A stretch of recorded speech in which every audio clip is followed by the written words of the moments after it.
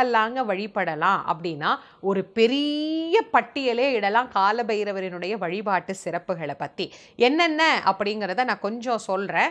யார் யாருக்கு என்னென்ன பிரச்சனைகளுக்கு எப்படி வழிபடணும் அப்படிங்கிறத பின்னாடி பார்ப்போம். முதல்ல அவருடைய வழிபாட்டு பலன்களை பார்க்கலாம். இழந்த செல்வம் எதுவானாலும் அவற்றை திரும்ப பெற, வராத கடன் பணம் வசூலாக, தர வேண்டிய கடனை அடைப்பதற்கு உண்டான செல்வம் சேர, நோயினால் ஏற்படக்கூடிய வலியினால் வரும் பிரச்சனைகள் தீர, எந்த விதமான சனியின் தொல்லைகளாக இருந்தாலும், ஏழரை சனி, கண்டச்சனி, அஷ்டமத்து சனி என எந்த சனியின் தொந்தரவாக இருந்தாலும் அந்த சனியின் தொந்தரவுகள் நீங்க, இழந்த தொழில் வளத்தை திரும்ப பெறவும், புதிய தொழில்களில் உயர்வை உண்டாக்கவும், அரசியலில் வெற்றி வாய்ப்பை பெறவும், பணம் சார்ந்த எல்லா வகையான பிரச்சனைகளில் இருந்தும் வெளிப்படவும், கர்ம வினைகளை நீக்கவும், நீண்ட நாட்களாக இழுபறியில் இருந்து கொண்டிருக்கக்கூடிய வழக்குகளில் வெற்றி பெறவும், நீண்ட நாள் பிரச்சனைகளில் இருந்து நம்மை வெளிப்படுத்தவும், பில்லி சூனியம்